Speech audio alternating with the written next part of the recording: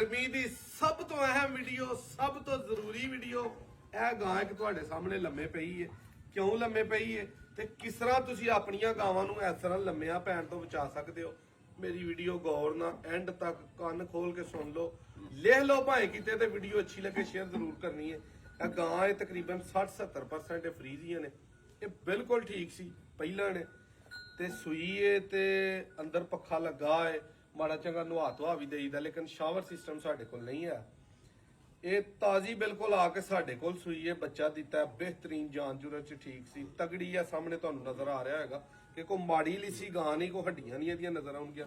ਲੇਕਿਨ ਅੱਜ ਇਹਨੂੰ 8ਵੇਂ ਤੋਂ 9ਵਾਂ ਦਿਨ ਇਹ ਚਵਾਈ ਟਾਈਮ ਖਲੋਂਦੀ ਏ। ਜਦੋਂ ਚੋਲੇ ਹੀ ਨਹੀਂ ਆ, ਕੋ 2-3 ਕਿਲੋ ਥੱਲੇ ਛੱਡਨੇ ਆ, ਇਹ ਡਿੱਗ ਪੈਂਦੀ ਏ, ਇਹ ਖਲੋਂਦੀ ਨਹੀਂ। ਆਪਣੇ ਜਾਨਵਰਾਂ ਨੂੰ ਤੁਸੀਂ ਇਸ ਤੋਂ ਕਿਸ ਤਰ੍ਹਾਂ ਬਚਾ ਸਕਦੇ ਹੋ?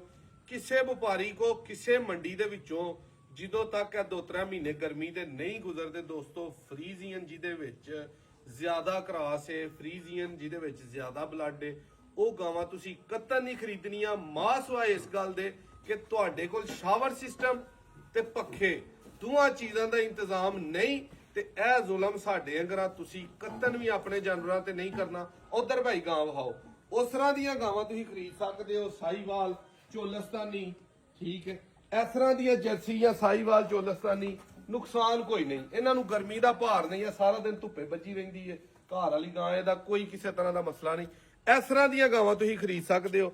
ਇਸ ਤਰ੍ਹਾਂ ਦੀਆਂ ਗਾਵਾਂ ਅਗਰ ਤੁਸੀਂ ਲੈਣੀਆਂ ਤੇ ਮੇਰਾ ਤੁਹਾਨੂੰ ਰਿਕਵੈਸਟ ਵੀ ਹੈ, ਤਰਲਾ ਵੀ ਹੈ ਕਿ ਕਿਸੇ ਮੰਡੀ ਚੋਂ, ਚਾਹੇ ਮੈਂ ਵਾਂ ਚਾਹੇ ਕੋਈ ਵੀ ਵੀਡੀਓ ਲਾਂਦਾ, 50% ਤੋਂ ਪਲੱਸ ਜਿਹਦੇ ਵਿੱਚ ਫਰੀਜ਼ੀਆਂ ਨੇ, ਉਹਦੇ ਨੇੜੋਂ ਦੀ ਵੀ ਨਹੀਂ ਲੰਘਣਾ ਹੈ। 2-3 ਮਹੀਨੇ ਗਰਮੀ ਬਹੁਤ ਸਖਤ ਪੈਣ ਡਈ ਹੈ।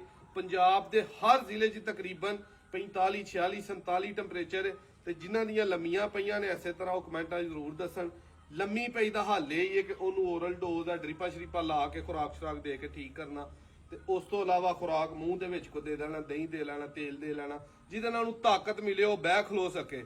ਬਾਕੀ ਇਹਨਾਂ ਨੂੰ ਠਾਣ ਦਾ ਹੋਰ ਕੋਈ ਦੇਸੀ ਕੁਲੀਆ ਨਹੀਂ ਕਿ ਇਹਨਾਂ ਨੂੰ ਉਹ ਟੀਕਾ ਠੋਕਣਾ ਤੇ ਇਹਨਾਂ ਦੌੜ ਕੇ ਉੱਠ ਪੈਣਾ। ਵੀਡੀਓ ਅੱਛੀ ਲੱਗੇ ਸ਼ੇਅਰ ਕਰਨਾ। ਫਿਰ ਜ਼ਰੂਰੀ ਪੈਗਾਮ ਹੈ, ਫਰੀਜ਼ੀਅਨ ਕ੍ਰਾਸ ਜਾਂ ਪਿਓਰ ਫਰੀਜ਼ੀਅਨ ਦੇ ਲਾਗੋ ਤਾਂ ਲੰਘਣਾ ਜੇ ਸ਼ਾਵਰ ਤੇ ਪੱਖੇ ਵਾਲੀਆਂ ਲੱਤਾਂ ਭਾਰ ਚੁੱਕਦੀਆਂ ਨੇ, ਨਹੀਂ ਤੇ ਇਹ ਜਿਸ ਤਰ੍ਹਾਂ ਅਸੀਂ ਨੁਕਸਾਨ ਕਰਾ ਕੇ 5-7 ਲੱਖ ਦਾ ਬੈਠੇ ਹੁੰਨੇ ਆ, ਐਸੇ ਤਰ੍ਹਾਂ ਕੱਲ ਨੂੰ ਤੁਹਾਡਾ ਵੀ ਹੋਣਾ ਜੇ।